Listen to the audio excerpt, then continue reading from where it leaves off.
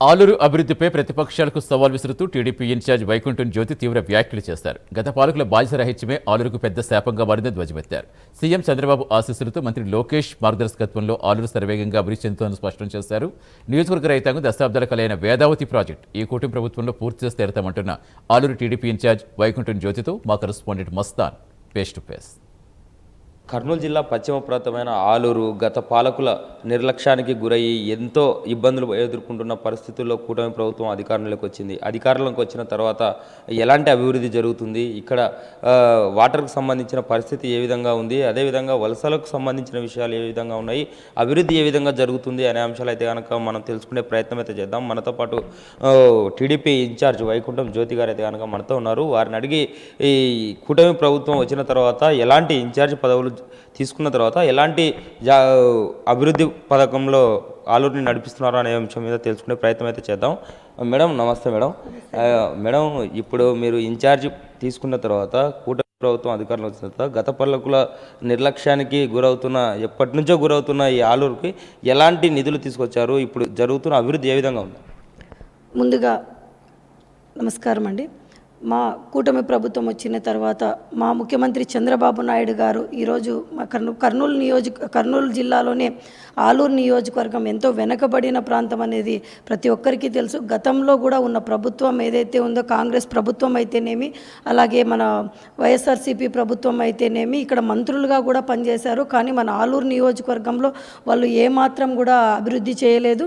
అలాగే మా కూటమి ప్రభుత్వం వచ్చిన తర్వాత ఈరోజు నేను ఇన్ఛార్జ్ అయిన తర్వాత ముఖ్యమంత్రి చంద్రబాబు నాయుడు గారు ఎన్నో ఈరోజు కోట్ల రూపాయలతో అభివృద్ధి కార్యక్రమాలు జరుగుతూ ఉన్నాయి. అందుకు ఇక్కడ అందరూ కూడా చూస్తున్నారు. గతంలో ఎక్కడైతే రోడ్డు సౌకర్యం కూడా లేదు చాలా గ్రామాలలో.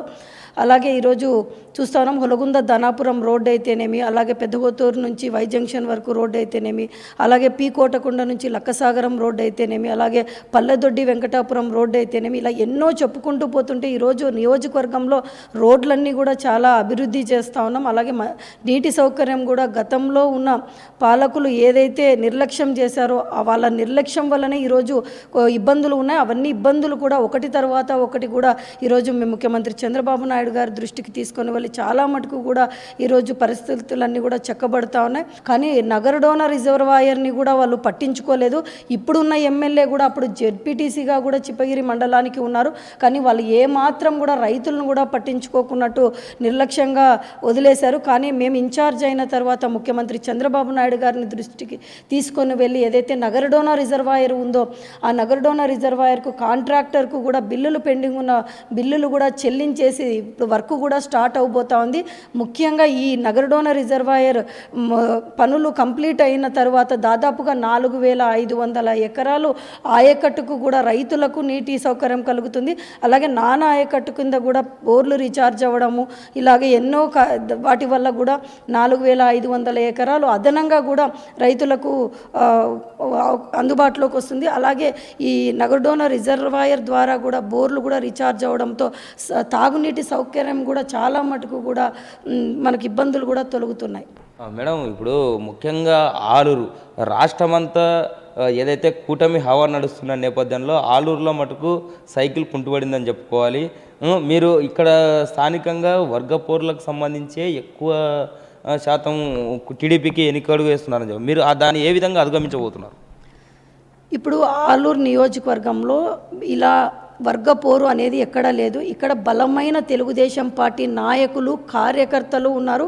వాళ్ళు ఎలా ఉన్నారంటే దాదాపుగా 44 సంవత్సరాల నుంచి కరుడుగట్టిన తెలుగుదేశం పార్టీ కార్యకర్తలు ఉన్న నియోజకవర్గం కర్నూలు జిల్లాలో ఏదైనా ఉందంటే అది ఆలూరు నియోజకవర్గం అని కూడా చెప్తా ఉన్నాను. ఎందుకంటే గతంలో వాళ్ళు కొద్దిమంది వాళ్ళు అభ్యర్థులు ఎవరైతే ఉన్నారో వాళ్ళు స్వయం కృపారాధం వల్ల వాళ్ళు సరిగా చేసుకోకపోవడం వల్ల వాళ్ళు ఇక్కడ మనం ఒక సీట్ కోల్పోవడం జరిగింది. కానీ ఇక్కడ నాయకులు కార్యకర్తలు ప్రతి ఒక్కరు కూడా పనిచేశారు. ఇక్కడ ఒక్కటే నాయకత్వం చంద్రబాబు నాయుడు గారు నాయకత్వం కిందనే అందరూ కూడా పనిచేస్తూ ఉన్నారు. ఈరోజు మేము ఇన్ఛార్జ్ అయిన తర్వాత కూడా ఈరోజు చంద్రబాబు నాయుడు గారు లోకేష్ గారి నాయకత్వంలో ఈరోజు తెలుగుదేశం పార్టీ నాయకులు కార్యకర్తలు కూడా ప్రతి ఒక్కరు కూడా పనిచేస్తూ ఉన్నారు. దీనికి ఒకటే నిదర్శనం, మనకు తెలుగుదేశం పార్టీ మెంబర్షిప్ జరిగినప్పుడు దాదాపుగా కర్నూలు జిల్లాలోనే మనం 68,000 సభ్య సభ్యత్వాలతో కర్నూలు జిల్లాలోని ఆలూరు మొట్టమొదటి స్థానంలో ఉంది అంటే అది ఒక తెలుగుదేశం పార్టీ నాయకులు కార్యకర్తలు వాళ్ళందరూ కూడా చేయగలగడంతోనే మనం మొదటి స్థానంలో ఉన్నాం. ఇంతకంటే ఇంకా ఒక నిదర్శనం ఏది లేదని కూడా నేను చెప్తా ఉన్నాను. Thank you madam. ఇది చెప్తున్న పరిస్థితి. రాబోయే రోజుల్లో కూడా ఇప్పటికే ఆలూరు డెవలప్మెంట్లో ముందడుగులో ఉంది. అదేవిధంగా కార్యకర్తల్లో కూడా బలమైన కార్యకర్తలు ఉన్న నియోజకవర్గం ఇది. అదేవిధంగా రాబోయే రోజుల్లో ఇండస్ట్రీలకు కావచ్చు, అదేవిధంగా ఇక్కడ వాటర్కి సంబంధించిన ఫెసిలిటీస్ కావచ్చు పూర్తిగా సన్నాహాలు చేస్తున్నామని కూడా చెప్తున్న పరిస్థితి. రాబోయే స్థానిక ఎన్నికల్లో మా సత్తా ఏంటో చూపిస్తామని కూడా చెప్తున్న పరిస్థితి కనిపిస్తుంది. కెమెరామెన్ రాజుతో మస్తాన్, ఆలూరు నుంచి.